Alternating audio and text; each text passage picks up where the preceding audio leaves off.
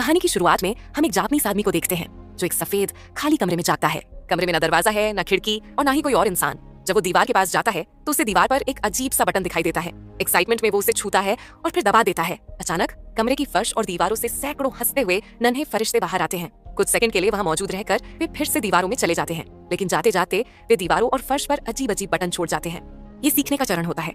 अब वो आदमी उस उंगली को सूंघता है जिससे उसने बटन दबाया था और अचानक डर के मारे जोर से चीखने लगता है। फिर वो मदद के लिए चिल्लाता है, लेकिन कोई जवाब नहीं मिलता।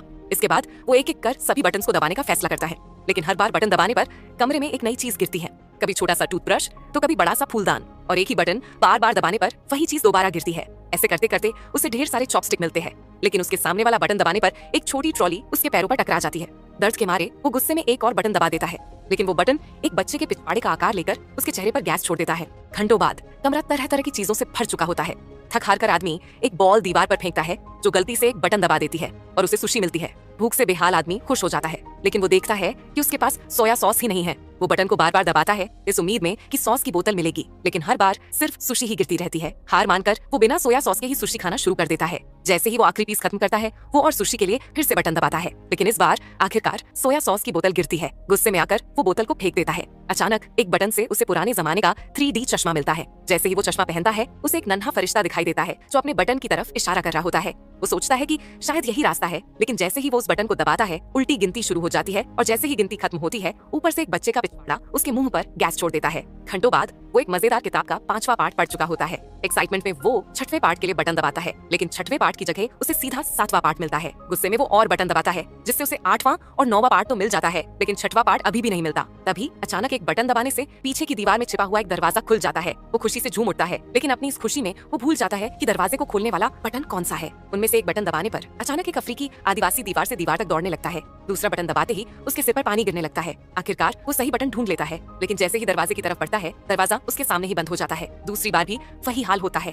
तभी उसे एहसास होता है कि बटन को दबाकर होल्ड करने से ही दरवाजा खुला रह सकता है। अब वो कई अजीबोगरीब तरीके आजमाता है। पहले पैर से दबाता है, फिर रस्सी से खींचने की कोशिश करता है और यहाँ तक कि दूर से फ्लाई स्वेटर से मारता है, लेकिन कुछ भी काम नहीं करता। आखिरकार वो एक फूलदान उठाकर बटन के ऊपर रख देता है, लेकिन बटन फिर भी ऊपर उठ जाता है। फिर वो सोचता है कि फूलदान को भारी बनाना पड़ेगा। सबसे पहले वो फूलदान के अंदर पानी भरने की कोशिश करता है, लेकिन कोई फायदा नहीं होता क्योंकि पानी सिर्फ उसके ऊपर ही गिर रहा था। अब वो फूलदान के अंदर ढेर सारी सुशी भरने लगता है, जिससे फूलदान इतना भारी हो जाता है कि वो उसे उठा ही नहीं पा रहा था। फूलदान का मुंह छोटा होने की वजह से वो चॉपस्टिक की मदद से एक एक करके सुशी निकालने लगता है। जैसे ही कुछ सुशी बाहर आती है, वो मुश्किल से फूलदान को उठाकर बटन के पास ले जाता है, लेकिन वहां जाकर उसे एहसास होता है कि वो फिर से बटन भूल गया है। घबराते हुए वो एक बटन दबाता है और दीवार से वही आदिवासी फिर निकल आता है। आदिवासी फूलदान से टकराता है और उसे 2 हिस्सों में तोड़ देता है। आदमी गुस्से में बड़बड़ाता है और फिर सही बटन को ढूंढ लेता है।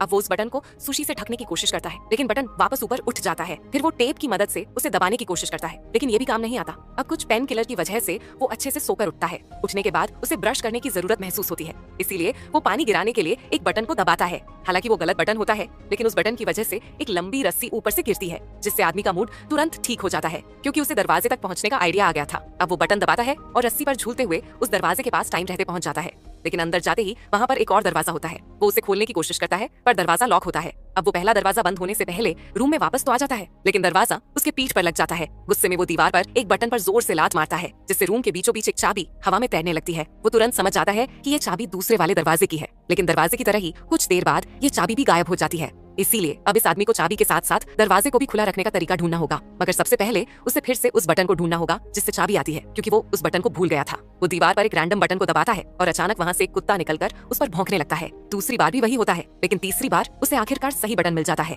इसके बाद वो बटन को देखते देखते पीछे की ओर जाता है और वहां रखी सुशी लेकर फिर से उस बटन के पास आता है और सुशी को उस बटन के ऊपर रख देता है, लेकिन जैसे ही बटन दबता है, फिर से वही कुत्ता बाहर आ जाता है। गुस्से में वो दोबारा सही बटन ढूंढ लेता है और एक नया प्लान बनाता है। इस बार वो रस्सी की मदद से झूलकर दोनों बटन तक एक साथ पहुंचने की कोशिश करता है, मगर ये प्लान भी बुरी तरह फेल हो जाता है। जैसे ही वो फर्श पर गिरता है, उसकी नजर एक प्लंजर पर पड़ती है, जो कि उसे किसी पुराने बटन से मिला था। प्लंजर देखते ही उसके दिमाग में एक जबरदस्त आइडिया आता है। वो सोचता है कि प्लंजर की मदद से वो दीवार पर चिपक कर बटन दबा सकता है। कुछ फेल अटेम्प्ट्स के बाद आखिरकार उसका प्लान स्मूथली काम करने लगता है। वह रस्सी पर झूलते हुए प्लंजर की मदद से दीवार पर चिपक कर सही बटन दबाता है, फिर प्लंजर से खुद को पीछे धकेलता है और चाबी पकड़ लेता है। इसके बाद वो दरवाजे के बटन को दबाकर झूलते हुए दरवाजा बंद होने से पहले अंदर दाखिल हो जाता है, लेकिन तभी उसे एक और झटका लगता है। दरवाजे के ठीक ऊपर की तरफ एक एक और लॉक होता है जिसे खोलने के लिए 3 नंबरों का पासकोड चाहिए होता है। वो हड़बड़ाहट में कमरे के अंदर वापस आ जाता है, लेकिन इस बार भी दरवाजा उसके पीठ पर लग जाता है। गुस्से में वो प्लंजर उठाकर सामने की दीवार पर जोर से फेंक देता है। जैसे ही प्लंजर दीवार से टकराता है, एक बटन दब जाता है और वही आदिवासी फिर से वहाँ प्रकट हो जाता है। लेकिन जैसे ही वो आदिवासी उसके सामने से गुजरता है, उसे उसके माथे पर 3 नंबर लिखे हुए नजर आते हैं। वो तुरंत समझ जाता है कि ये तीनों नंबर दरवाजे के ऊपर वाले लॉक का पासवर्ड हो सकते हैं। लेकिन दिक्कत ये थी कि दीवार के अंदर रहने का टाइम लिमिटेड था,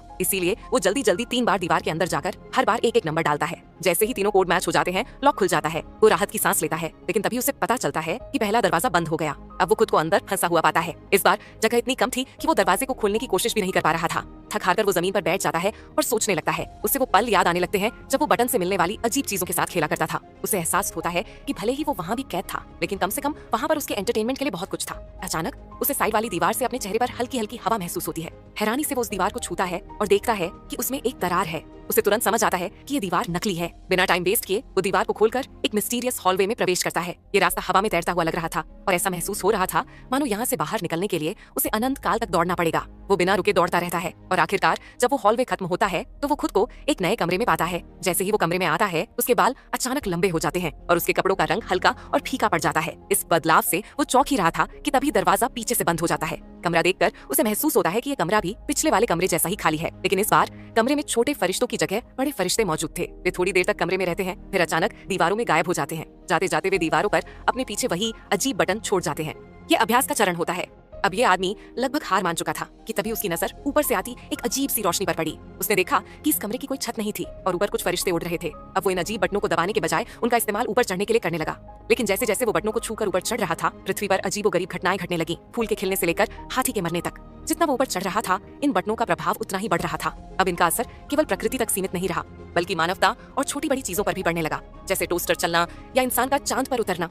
आखिरकार जब वो अंत तक पहुंचा तो उसके बाल और दाढ़ी दोनों बहुत लंबे हो चुके थे। अब उसे बटन छूने की भी जरूरत नहीं थी। वो फरिश्तों की तरह हवा में तैर रहा था। इस ऊंचाई पर पहुंचकर उसने पिछले दोनों कमरों से मिले अनुभवों को याद किया और भगवान की अपनी भूमिका को स्वीकार किया।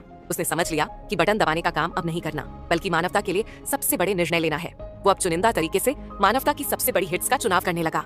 जैसे जैसे उसका काम पूरा हुआ, कमरे की दीवारें गायब होने लगी और उसकी जगह पंखों का घेरा बन गया। फिर एक चमत्कारी पोर्टल प्रकट हुआ। वो उसमें प्रवेश करता है और आखिरी कमरे में पहुंचता है। इस कमरे की एक दीवार पर सभी महाद्वीपों के नक्शे बने हुए थे। वही दूसरी की दीवार पर एक बड़ा सा बटन था जिसे वो आदमी दबाने जा रहा था। और इसी मिस्टीरियस एंडिंग के साथ ये कहानी यहीं पर खत्म हो जाती है। अगर आपको ये वीडियो पसंद आई हो तो इसे लाइक करें और अपने एक दोस्त के साथ जरूर शेयर करें। तब तक के लिए मिलते हैं अगली वीडियो में।